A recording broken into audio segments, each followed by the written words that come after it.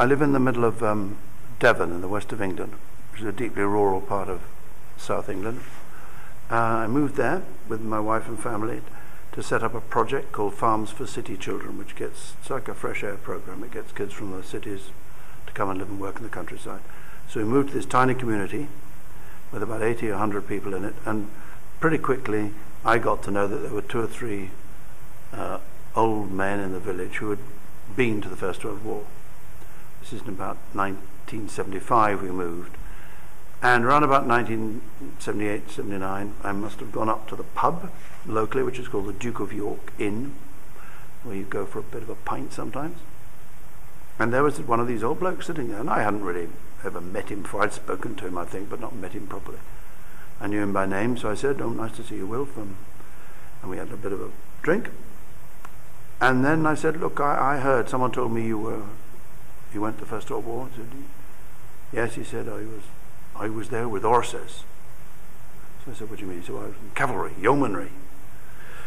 And he's, without being prompted much more, he just started talking, this old bloke. He was about 84, 85, something like this at the time. And he was telling me details about the First World War, which I had never come across before. I kind of had some sense of what this war was about, but here I was hearing it for the first time from someone who had actually been there. And I was profoundly moved by the language he used, by the things that he said, by his modesty and his bravery and his connection to it emotionally. He became very emotional during this. At some particular point he said, the problem with the friends that I had was that we couldn't really say anything to each other we meant. He said we did a lot of banter, a lot of stories, a lot of silly nonsense, but we never said anything we meant. He says, I left that for conversations I had with my horse. And he said, I go to see my horse in the horse lines at night, and I tell my horse all the things I couldn't talk about, my fears, my longings for home. And he says, that horse was my best friend. And I was very touched, really touched, both by what he told me and the fact that he had told me. But with everything he told me, I went back home and thought about it. And I said, well, I have to find out about these horses. I know nothing about horses much in the First World War. So I rang up a place called the Imperial War Museum in London. And I just asked a very simple question. I said, how many horses went from these shores to the First World War? And they said, well, we don't know exactly, but we think 1 million. And I remember hearing that and thinking, well, it would be interesting, wouldn't it, to write a story of one of those horses' path through that war. But then I thought, well, hang on, if it's a British horse, then it's going to be a British story. If it's a German horse, it'll be a German story. And I didn't want to write yet another story, and there are many of them, which take sides. So I thought, don't tell this story then from one side. Tell it, if you can, as a view from the horse of the universal suffering of that war on all sides, because that horse can change sides. So I thought, well, have the horse grow up in my parish in Devon, where I come from, grow up on a farm with a young lad who's his big mate. And then he gets sold away to the army. Yes, he gets bought up by the army, British army, and he used as a cavalry horse, and they go across the sea, and in the first charge of the war, he gets captured. And by this time, he's kind of, if you like, got a British take on what's going on. And now, amongst the Germans, he's got a German take on what's going on. And he winters on a French farm, so he has some sense of the lives of the people over whose land all this war was being fought. So that's what I tried to do, which is why I told it in the first person. I mean, all books begin with this little germ. I mean, that's all it is, some little seed. And you take it, you grow it where you can grow it.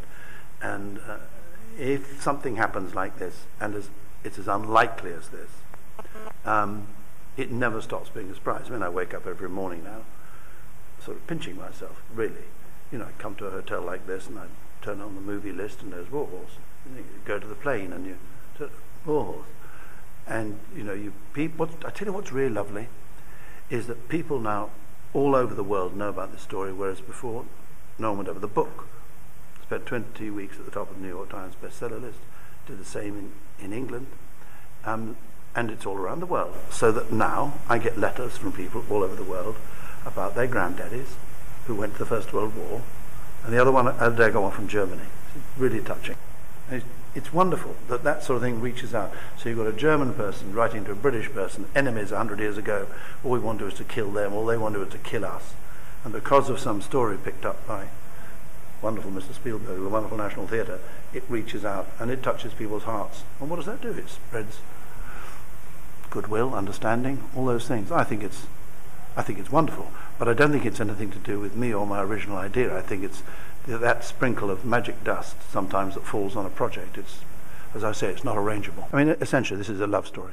You know, this is a story about a boy who loves a horse and a horse who loves a boy. At its simplest, that's what it is. And that's, I'm sure, at bottom what resonates with most people.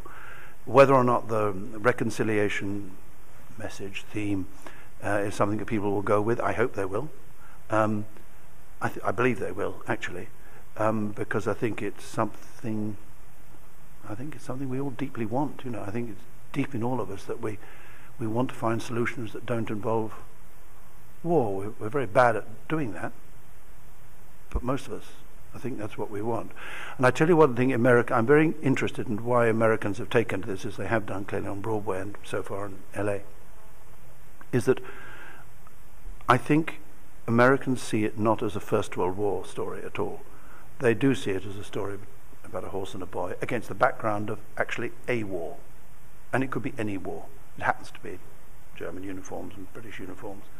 But I don't think they're thinking this is a story about the First World War. I just think they think it's a story about conflict, the sadness of conflict, and they long for these two people they have identified with, and I say people, I mean the horse and the boy, to come through. So I think, certainly I feel all around me that when the horse rears up on the wire and screams, that's a kind of a scream of all of us, of all mankind. I'm sure of that. For an audience anywhere, I think it is a love story. And then I think it's a story about hope and reconciliation. And that resonates, I think, pretty much anywhere. Hope so.